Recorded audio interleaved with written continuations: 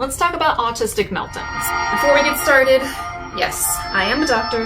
Yes, I am autistic. And yes, I spent way too much time trying to figure out how to make this concept understandable, hopefully. This is a visual representation of an autistic person or neurodivergent person's capacity to function. I call it the bucket of woe. Anything that drains a neurodivergent person's energy goes in the bucket of woe. Loud noises, traffic, bad smell, a little bit hungry, dehydrated, forgot to take meds, feel gross because I haven't showered in 3 days, forgot what I was just gonna say.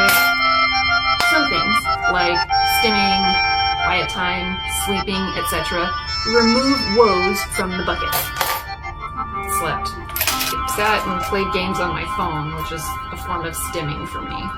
Maybe I sat and I sang a bunch, which is another form of stimming for me. So that's a good thing, because as the bucket fills up, it's more likely that someone will have a meltdown. So, you know, when there's a bunch in there, and it's filled up, like any small thing can cause a meltdown. And this is not something that we have control over at all. The less rest time that we have, the more we start with the next day. That's right, your woes roll over into the next day, and they stay there until we are able to recuperate. Additionally, the bucket of woe sits on a shelf. The thing is, this shelf is only supposed to hold about this much weight. So when you have an autistic person who is chronically overwhelmed, the shelf starts to weaken until eventually it breaks. That's autistic burnout. But wait, Blue, I'm not autistic, and I get overwhelmed sometimes. This happens to everybody. You're just making this up. First of all, if you can relate that heavily, you might want to look into it just a little bit. Maybe you might have some kind of neurodivergence going on. Second, of course this happens to everybody. We all get overwhelmed. We all get burnt out. Thing is, neurotypicals have a much higher capacity to operate under stress. Why? They get a bigger bucket. Additionally, the list of woes for autistic people is much longer than for neurotypical people.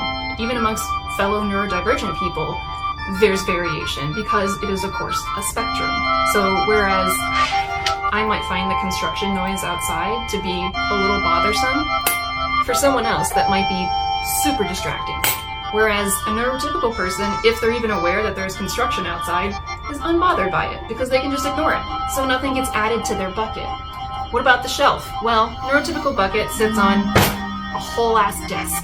So, you know, even though this desk is able to hold probably about this much weight, still a lot more than what an autistic person's shelf can hold. So while it may look similar when neurodivergent people and neurotypical people get overwhelmed and burnt out, the truth is neurotypical people have a huge advantage. This is not an exaggeration, and that's why you see neurodivergent people just struggling to keep up. So if you find yourself feeling doubtful or judgy when it comes to neurodivergent people's accommodations, how they're not able to perform at the same level as neurotypicals. So just that thought in the back of your head was like, oh, I get overwhelmed sometimes too. Just get over it. Stop it. We can't. We have no control over the size of our bucket. We literally cannot get over it. We don't have the same operating capacity as neurotypicals. Not to mention, the world is full of neurodivergent woes, just fucking us up constantly. So yeah, I hope this helped kind of shed some light on why neurodivergent people have such a hard time functioning in a neurotypical world. I'm gonna do more videos, hopefully demonstrating these sorts of concepts. Like if you want some more content, I guess. I don't know, this is weird. I don't like closing